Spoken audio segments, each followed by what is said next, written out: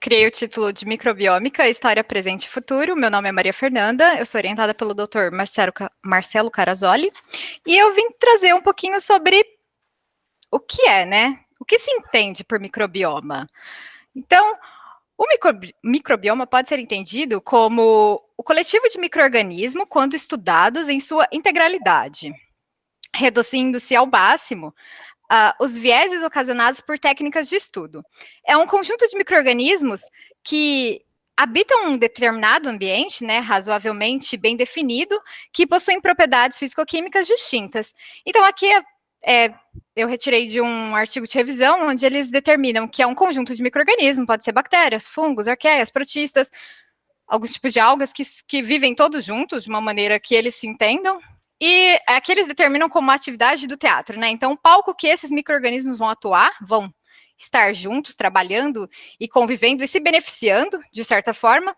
E aí, o que eles liberam para o ambiente, para as plantas, e o que eles dão em troca, sendo que tem os que têm um pouco mais de vida livre e os que vão ficar realmente associados a alguma coisa, principalmente aquela comunidade que vive perto da risosfera, por exemplo. Eles são hospedeiros daquele ambiente, onde ambos ganham, tanto a comunidade microbiana quanto a planta que se beneficia de tudo que aquela comunidade pode suportar a ela.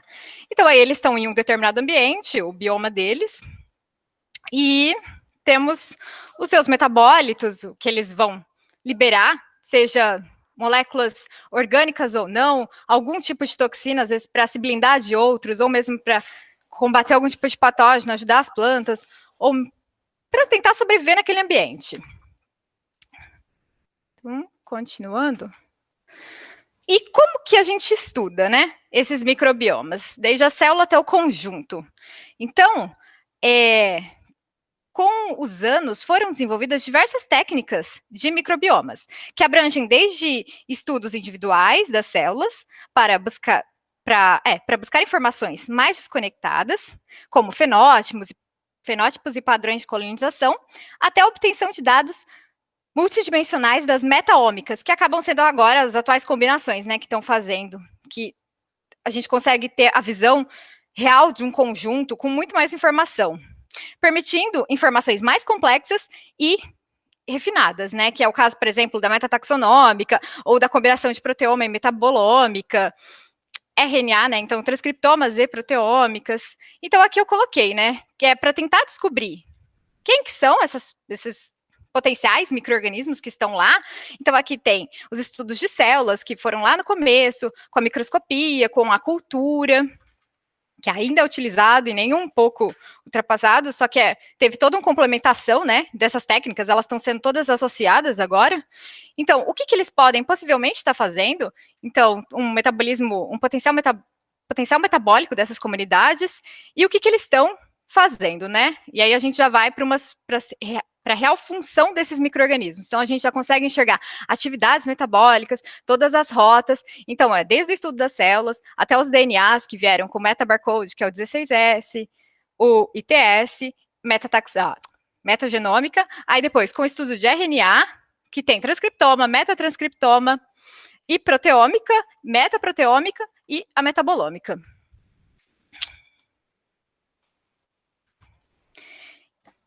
E agora, um outro conceito que eu vou trazer para associar esses dois são os microbiomas fundamentais e a dinâmica espaço-temporal. Então, a dinâmica espaço-temporal, ela existe, dentro de um ambiente, sempre existe um microbioma prevalente, ou fundamental, que eles chamam de core microbiome. Sempre vai estar lá, que é alterado conforme ocorrem condições em um gradiente de tempo e espaço. Sendo assim, sempre que se estuda um microbioma, é de muita importância determinar os membros fundamentais e os membros transitórios desse ambiente. Às vezes, por algum tipo de fator, seja abiótico ou biótico, dinâmicas internas dessas comunidades, forças externas, seja por vento, por excesso de sol, por algum tipo de temperatura, ou por chuva, ou todas as combinações fazem com que a comunidade dê uma alterada. Mas sempre tem uma galera que está presente, que a gente chama de core microbiota. Então, eles vão estar independentes. Então, vamos lá, você faz as suas coletas em um dia que está chuva, com sol, um dia que está com chuva e um dia que está com sol de novo. Então, vai sempre mudando, mas tem alguns pontos, alguns micro-organismos que vão se prevalecer lá, que já estão habitando lá, que não se altera muito, tem uns que são transitórios, e é isso que é importante ressaltar. Por isso que agora, quando se faz estudo de microbioma, tenta-se fazer análises específicas para identificar quem são essas comunidades que sempre estão presentes, quem que são esses gêneros ou essas famílias que sempre estão lá, que possivelmente são que conseguem se isolar depois no futuro. Tipo, se você for fazer um processo de prospecção, isolação, alguma coisa do gênero. E é isso que eu quis trazer com essa imagem.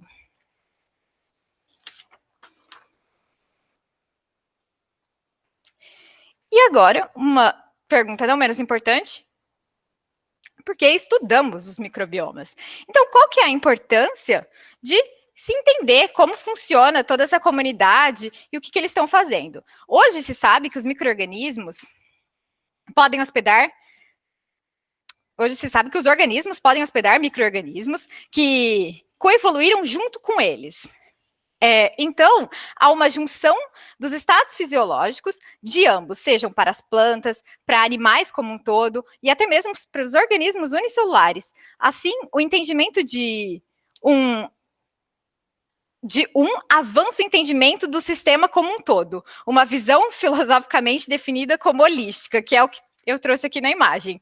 Então, tem desde simbióticos até os patógenos, como a gente sabe, então vão ter os comensais, os patobiontes e os oportunistas. Então, essa correlação entre os negativos, que é antagonistas, né, que podem provocar algum tipo de dano ou mal ao ambiente, até os que são mutualísticos no sentido positivo, que vão ajudar com que essas plantas, ou seja lá qual é o organismo que eles estão atuando junto, a que evolua de uma forma melhor, a que se sobreviva, a que apesar de alguma possível dificuldade, como um estresse hídrico, ou um excesso, uma temperatura muito alta, ou uma desertificação, seja lá o que você enfrente, o seu ambiente consiga prosperar, a sua planta consiga crescer, e eu acho que, no resumo, é isso. É definido como essa evolução alobionte, onde os conjuntos conseguem se equilibrar. Às vezes nem tanto, mas numa maioria é assim. E um outro ponto que eu gostaria de ressaltar, não menos importante, são os investimentos nas análises de microbioma. Aqui ela já está meio desatualizada, eu peguei uma imagem de 2016, mas dá para se observar a crescente evolução nos estudos de 16S, WGS, ou WGS 16S com outras ômicas, com as multiômicas, da 16S WGS, mais algum tipo de estudo imunológico. Então, eu quis ressaltar que é uma área que está tendo muito investimento, tem muita gente querendo descobrir o que essas comunidades estão fazendo.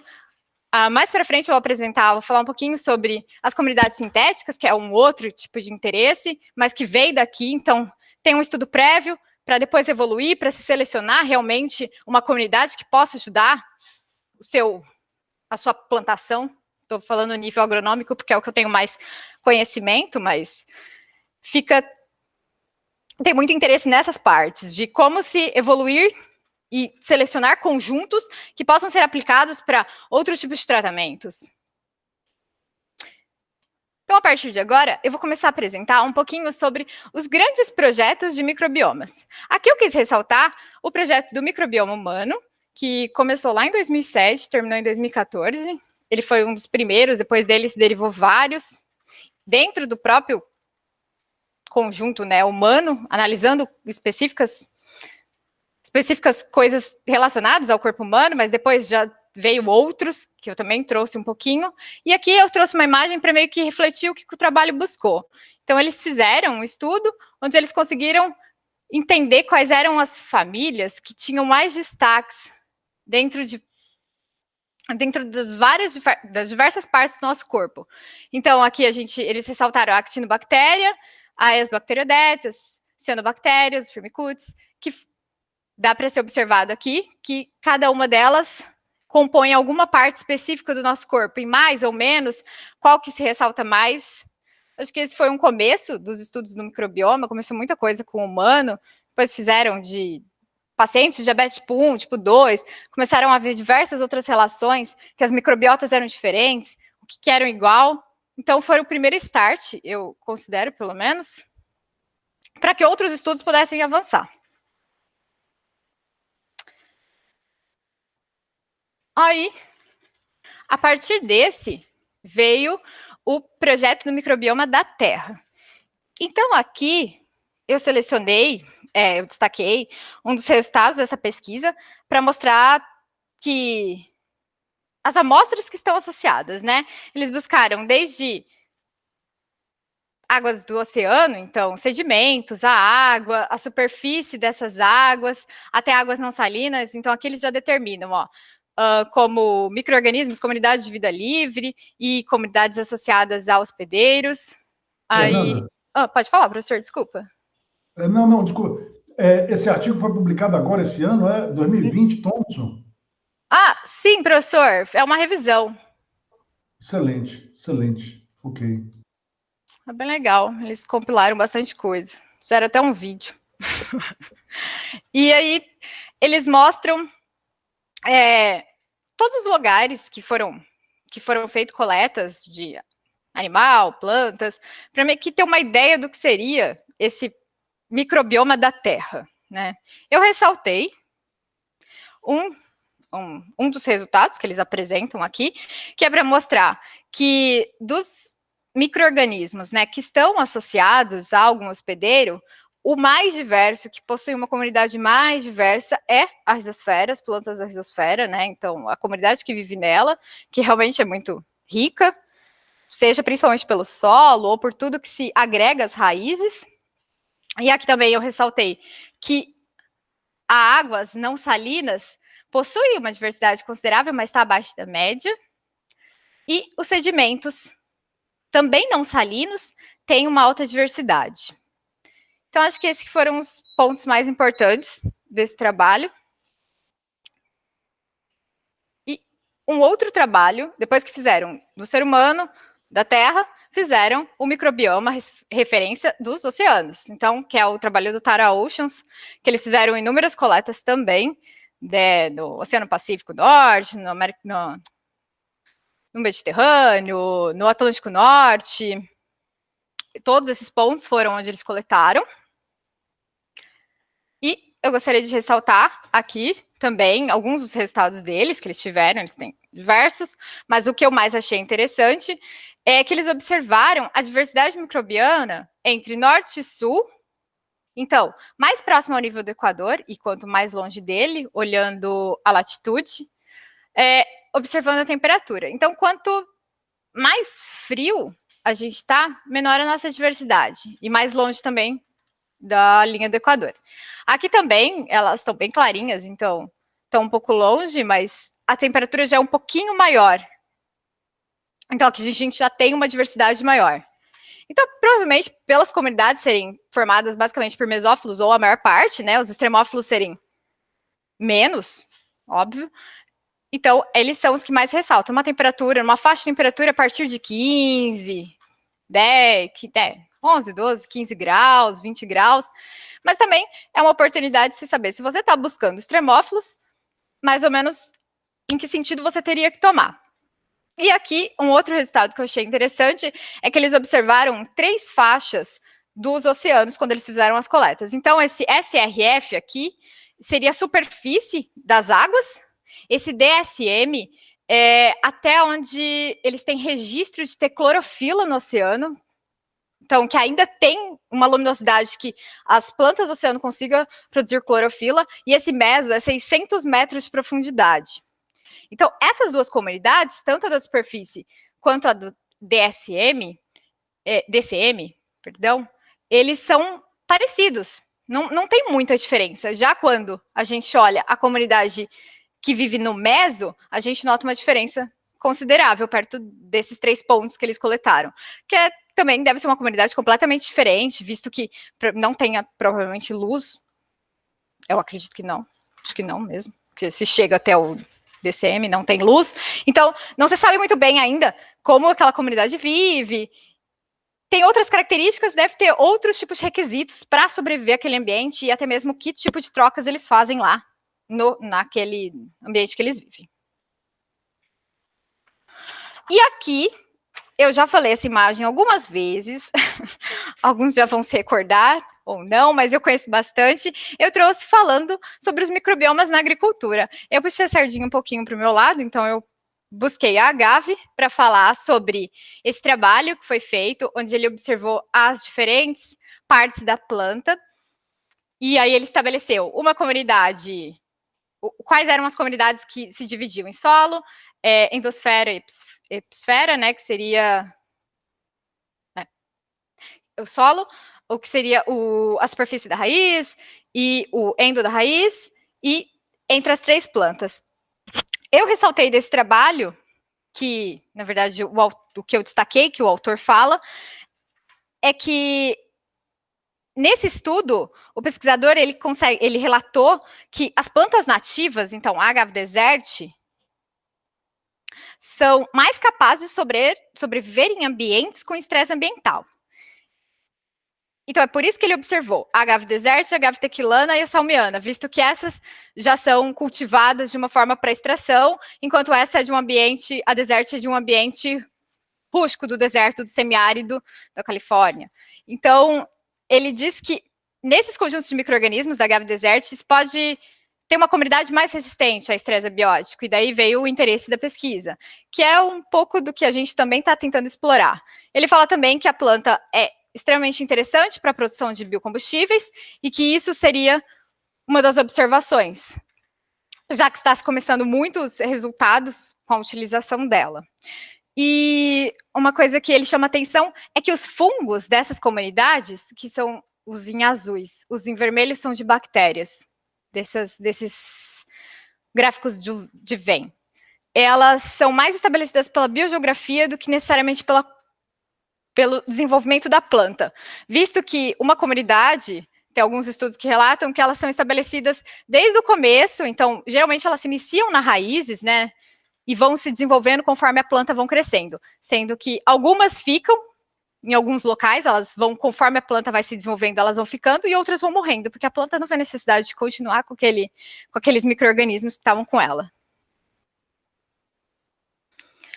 E aqui eu trouxe para falar um pouquinho sobre atividade de microbiomas em biogás. Esse foi um trabalho onde eles utilizaram uma matéria-prima que chama Dresch, que é da indústria cervejeira, se não me engano é de um estudo na Alemanha, e eu quis chamar a atenção porque eles observaram no estágio de produção deles, desse consumo de biogás, né, que foi feito dentro do reator, as comunidades e como elas vão se alternando.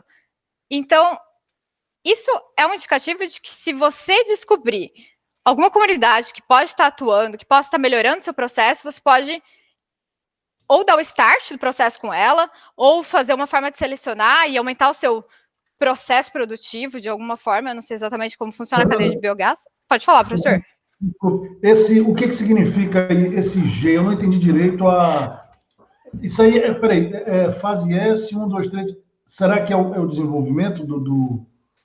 Você sabe o que significa esse G? O G, eles são as portas, isso foi o que eu li no artigo, são as portas que eles coletaram, só que eu não sei exatamente o porquê do G. Eu teria que ver de novo o artigo. Mas eles foram fazendo essas... existem como se fosse... Isso é o que está falando no artigo. Essas portas onde eles fizeram as coletas.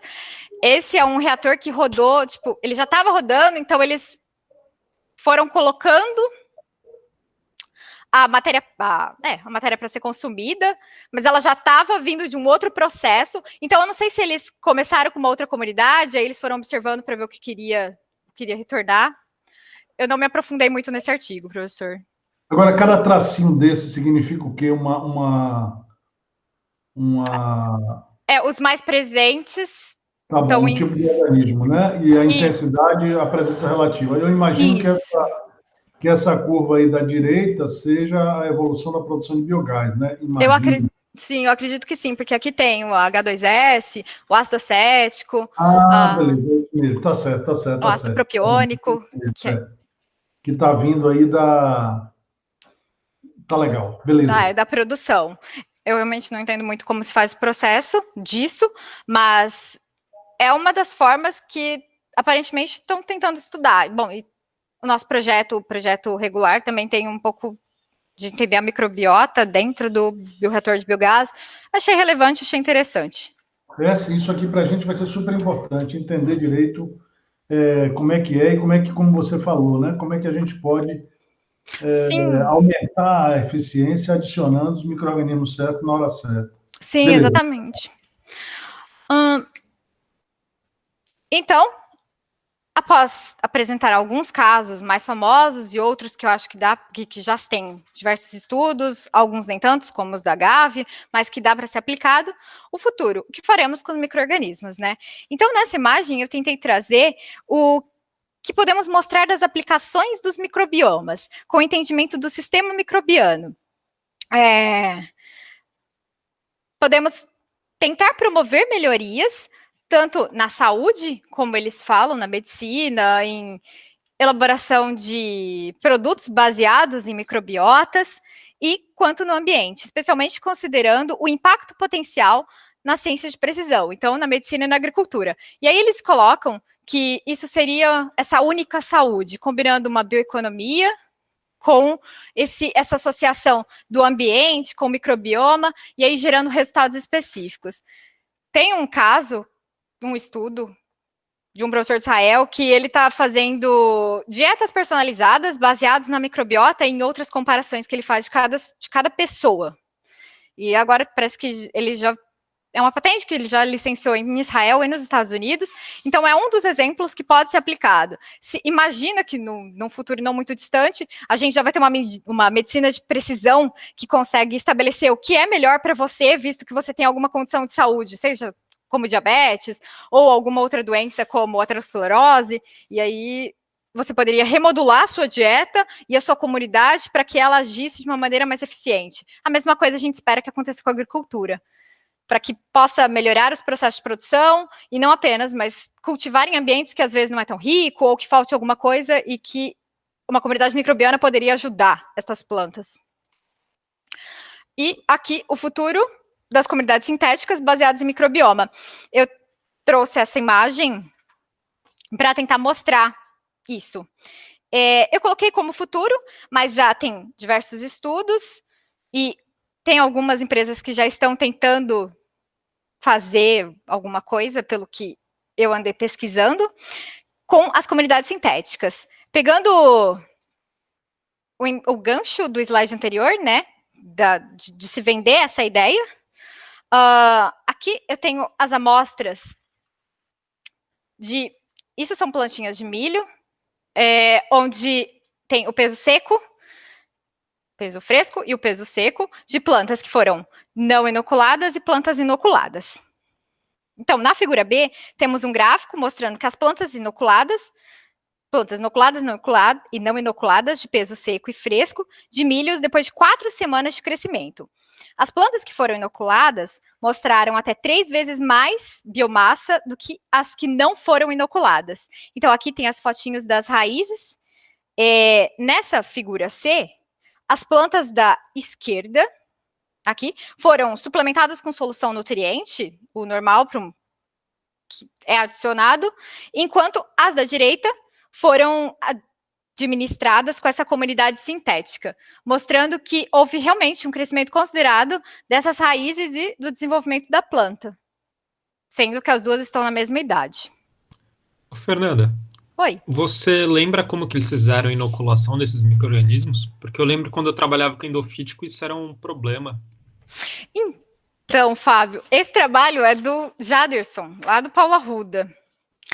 E, pelo que ele relata, isso foi do que ele tinha feito dos isolamentos, do que eles identificaram de interesse das amostras de 16S. Então, quando eles fizeram a coleta da cana, do trabalho do Rafael, eles isolaram em vez de isolar os micro-organismos, eles colocaram em deep well, em placas deep well, para não tentar isolar micro-organismos, então eles colocaram como se fossem umas comunidades já.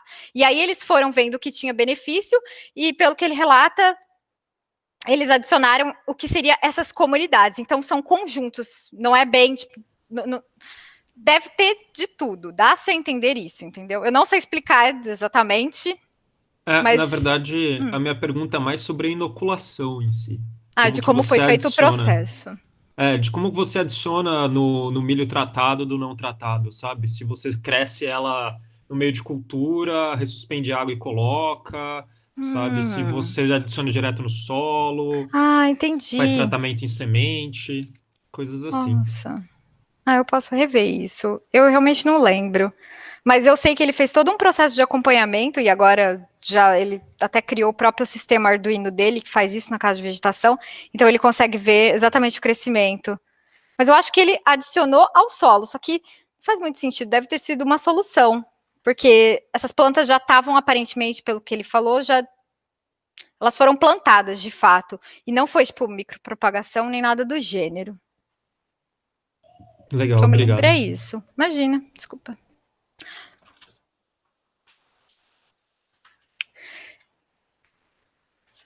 E por último, o futuro, a engenharia do consórcio sintético. Então, eu busquei essa imagem para tentar resumir o que se espera. Que conseguimos produzir em bioreatores, ou não, mas seria mais fácil, comunidades que vão se autorregular, e com isso a gente vai poder produzir os nossos outputs de interesse. Então, biomateriais, biocombustíveis, medicamentos, comunidades que possam ser usadas na agricultura, comunidades que possam ser usadas para pessoas que estão sem floras ou que precisem remodificar, remodelar suas floras. Acho que esse seria o slide final para fechar essa ideia de que essa é a venda do microbioma e da engenharia de consórcios sintéticos. E, por fim, as conclusões. Eu tentei buscar trazer o que eu queria apresentar para vocês, então, microbiomas, tentar definir. E eu acho que eu defino como conjuntos de micro-organismos em ambiente razoavelmente bem definido. Esses microbiomas são amplamente utilizados para entender as comunidades microbianas globais. E as aplicações dos microbiomas crescem e ganham espaço, sendo fundamental para a biologia molecular de ponta do futuro, e não só do futuro, mas de agora também, porque já se tem estudado isso há tempos para tentar compreender exatamente o que esses conjuntos estão fazendo. É isso.